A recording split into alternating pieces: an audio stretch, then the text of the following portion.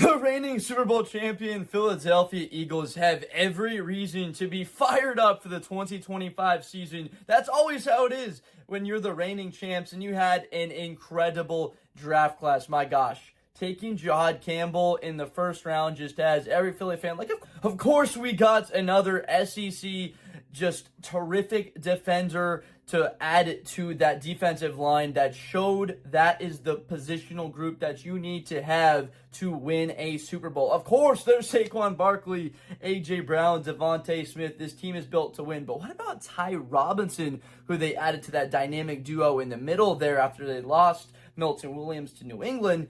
They lost Javon Hargrave a couple years ago, remember, but Jordan Davis, Jalen Carter, Ty Robinson now, one of the more underrated picks a lot of Philly fans aren't even talking about, but I'm sure, of course, you know all about Robinson from Nebraska. Let's get right into it. The 2025 season for the Eagles, a bit of the preview and the predictions. Week 1 against the Cowboys. This is confidence that we got flowing, that there can be the first time in 20 years a team in the NFC East, which will be your Philadelphia Eagles, winning that game against the Cowboys and winning the NFC East once again. There's no reason it won't happen unless the injuries kick, but we can't be predicting that. Also, side note here, I'm making this video a couple weeks in advance from when you're watching it because my version of the current self will be out for the Great Migration in Africa there. I'm going to be in Tanzania checking out the water buffalo, trying not to get eaten by crocodiles out there, so I will be out there for that. So if I'm coming out with anything, saying things that are like, wait, that guy got hurt a couple of weeks ago, he won't be out there, it's because I don't know that information yet. Week 1, they beat the Cowboys 27-24 in the kickoff game. It's Saquon Barkley. It's the defensive line. It's Cooper DeJean. It's that secondary that is improved. Andrew Makuba out of Texas. This guy at one point could have been a first rounder in a lot of people's minds. He's rangy. He's versatile, of course. There's still Sidney Brown back there coming off of the injury. It was just unfortunate that him and his brother Chase both had very tough injuries. And then Smile Munden, the Georgia linebacker with all the sacks and veteran presence for Georgia. Like, the fact the Eagles got him in the 6th round was like, how did they do that? Again, leaning on some of these younger players, as well as, of course, your star in Jalen Hurts and his ability to pick up every darn 4th and 1 that comes their way. After that, week 2 for Philly, they are at the Chiefs. We get to see a Super Bowl rematch and a same Super Bowl rematch from just a couple of years ago at the Chiefs, 20-26. Bear with me here. Believe this is a loss. There is a speed advantage for Kansas City that they will have in just about every single game that they play as an offense. They are going to be taking their shots. Their offense is going to be built around the line of scrimmage, getting the ball out to Xavier Worthy. Of course, Andrew Makuba knows all about him. He'll probably be prepping that defense. And Vic Fangio saying, like, we need to be able to get eyes on and stop Xavier Worthy, making it a point that they get the ball to Hollywood Brown, who can also fly a 4.29, 4.3 type of speed. And we know about Sky Moore there. Of course, Juju Smith-Schuster. And Rashee Rice coming back from injury. Kelsey, not so much with the speed, but of course a factor always. A loss to the Chiefs and just like, whoa, like this team is faster. Mahomes getting the ball out quicker if they do take their shots, being able to find ways to protect him when they do it.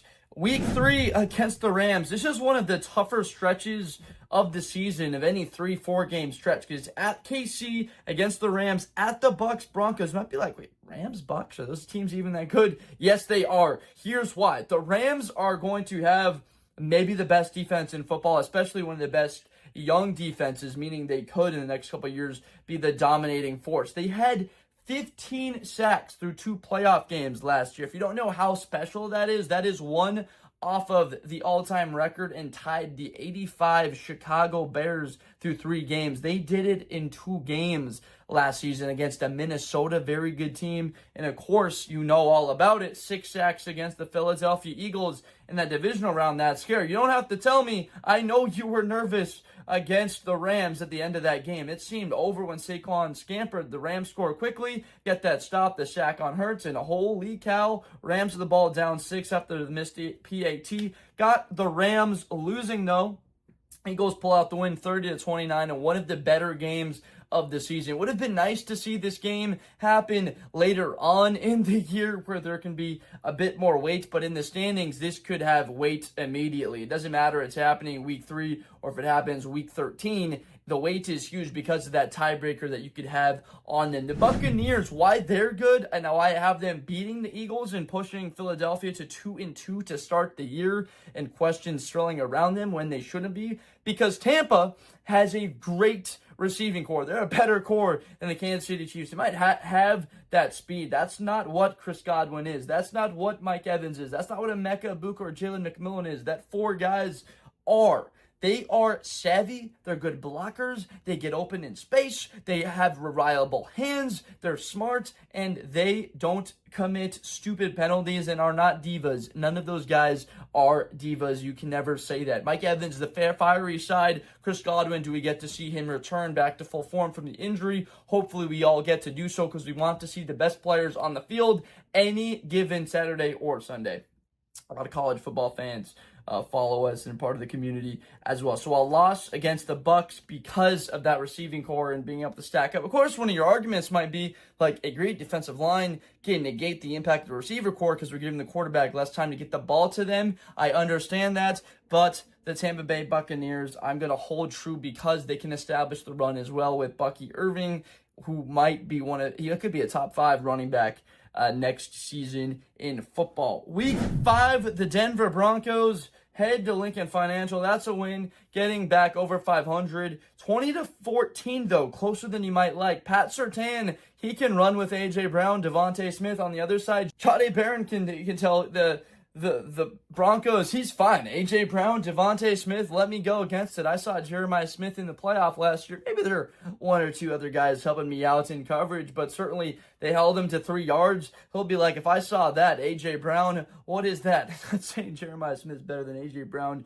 just yet. That guy is a phenomenal talent, not to get on a sidebar, but that Broncos secondary is my point, is the best in football, at least the best cornerback duo immediately, even with Jahdae as a rookie. There's a reason why he won the Thorpe Award over Travis Hunter.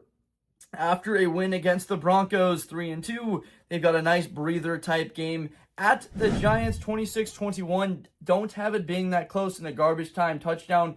Jameis Winston, Russell Wilson, whoever it is, it's not going to be a problem for Philly. They get 5 or 6 sacks on them, and they're able to establish the run, play time and possession, keep the ball within their offense, and make Russ and Jameis have to come from behind against that front. If you're not in tight games against Philly with that front line, oh my goodness, like it's a wrap, because you're going to be dropping back to throw just about every play, and there's no balance for your team. It's over. 4-2 at the Minnesota Vikings. Now you might be thinking this could be a tough game. US Bank Stadium. Justin Jefferson, Jordan Addison, Aaron Jones-Hockenson, and of course, all of the players that they have on defense. The hitman is still there for Minnesota. They picked up the former Eagle in that Super Bowl run a couple of years ago where they lost, not Super Bowl run, where the runner-ups with Hargrave in the middle of that very good defense like they were a year ago. But a win all in against Minnesota, 30-10, moving them to 5-2 on the season. A lot more respectable than the 2-2. No reason to panic, of course. And then a win against the Giants, moving them to 6-2, 34-14 before the bye. I want to go back to Minnesota. It's fascinating to see how Philly is going to ultimately respond, like how they're going to play and bring these younger players up to speed. I would love to see Jahad Campbell play a whole bunch. Obviously, Josh Sweat's no longer there. It's just like Nolan Smith. Have always wanted to see him be on the field more. He was such an impact with Georgia, and he had that injury. And if we had Nolan Smith consistently on the field with Jahad Campbell, those youngsters, that has the potential, in my opinion, to be one of the best duos in football that we're talking about in a couple of years. A 6-2. Well, against the Giants, I guess we can talk about that just for a second here. They play them 2 times in 3 weeks. Like, that's the part of what helps them go from 2-2 to relatively cupcake games against a team that's your divisional rival. Obviously, there's a bit of that added element to it for the divisional rivalry aspect. But New York, what do they possess? It's about the quarterback-driven league, or you've got a great O-line and good defense and you can run the football. and that's epitomized by the Pittsburgh Steelers. And the other side of what I was talking about is epitomized by you with a good quarterback and getting the ball to your playmakers. Like, the Giants don't have any aspect of it. They only have a good defensive line. That's about it on that team. They got a great wide receiver in Neighbors, but he can't do it all. The bye week comes at a decent time. If you have the wins, then you're heading on the road to play the Packers on Monday Night Football, trying to shake out some of the kinks. To have them losing, though, to the Packers on the road at Lambeau Field. The Packers are going to want this one badly. Of course, this is like their chance to show America that they are legit, that they can actually be a team that contends, that they aren't just capped by wild card round, divisional round, even if they're a 1 seed and they get beat by the 49ers in the playoffs at home in a game that's cold, and you got the 49er-led team coming up to Lambeau and still beating you 13-10. Like, even that loss still is crazy. As a Bear fan, I was happy about it, though. The Packers beat the Eagles. They can run the football. This will be that typical Matt LaFleur style that we had seen for the last couple of years. Run the football, get it out on the perimeter now with Matthew Golden is going to be threatening every defense, and Fangio will try to find a way, but it's similar in the sense to the Chiefs posing a threat. When you have a guy of that level and caliber, as well as threats like Watson or Reed or Dobbs, Wicks, like all kind of like the same guy, Watson being bigger, but being able to have production for them. And of course, like, that defense still is better than a lot of people give them credit for. They're just so young, Green Bay is. That's a bit why I don't know if they can threaten, like if they would beat the Eagles in the playoffs, but a motivated team. Maybe the Eagles a little bit rusty off of the bye week. 6-3 before a Sunday night game against the Lions.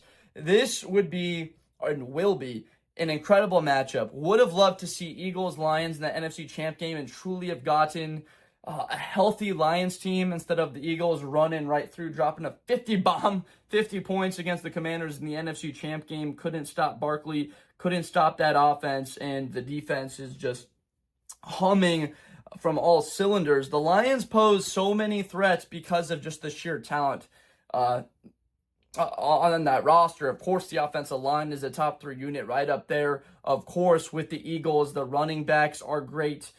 With Montgomery and Gibbs, it's like that matchup just is everything that you look forward to. Have the Eagles beating the Lions, moving themselves to a great 7-3 record, and this could very likely be a tiebreaker that is so much needed in the pacing of the conference, and to get yourself that number 1 bye is just so pivotal. Of course, the Lions, with all those injuries, weren't able to be that gauntlet, that juggernaut of a team that you get in there for the 1 seed. They were missing half their team for that playoffs. 7-3 at that point at the Dallas Cowboys. Arlington, once more, they get that 4th divisional win on the season. Done with the Cowboys and done with the Giants. 4-0, a win against the Lions. You are feeling great about your year at that point. They moved to 8-3, 31-27 win. Prescott's able to play his heart out, getting the ball to Pickens. Maybe there's a blow up on the sideline because of a lack of touches earlier in the year. So Pickens is getting his touches. Lamb is as well, but they can't stop the Eagles and A.J. Brown, that connection. I want A.J. Brown to get 12 targets every single game. You don't have to be reading a book on the sideline and showing that nationally to tell me like A.J. Brown should get more targets. Just get the guy more targets. He's one of my top 4 wide receivers in the National Football League. Then it's a Black Friday matchup the day after Thanksgiving.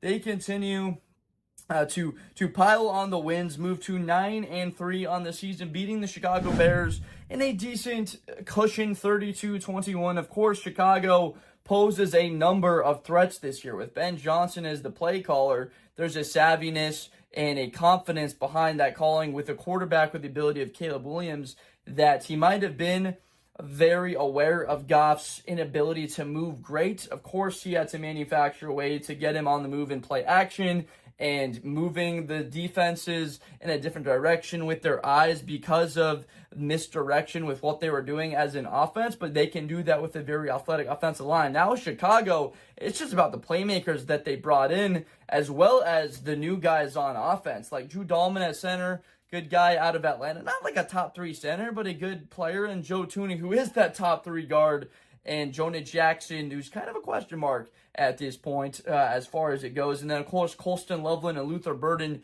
added into that offense, which could be the best receiving units in the NFC North, which is a very good one just because there's 5-6 legitimate targets now that you can go to for Caleb, and not to mention the defense led by Jalen Johnson looks to be very good. But a good Philadelphia Eagles win, being able to show their veteran ability, force the offensive line into positions they don't want to be. The entire team, 3rd and long, stopping the run first, and making Caleb beat you in 3rd and long and let the pass rush get after him, and he can't get the ball to his playmakers. At that point, the Eagles are 9-3 on the season. A Monday night game at SoFi against the Chargers, a fun matchup. Harbaugh versus Sirianni.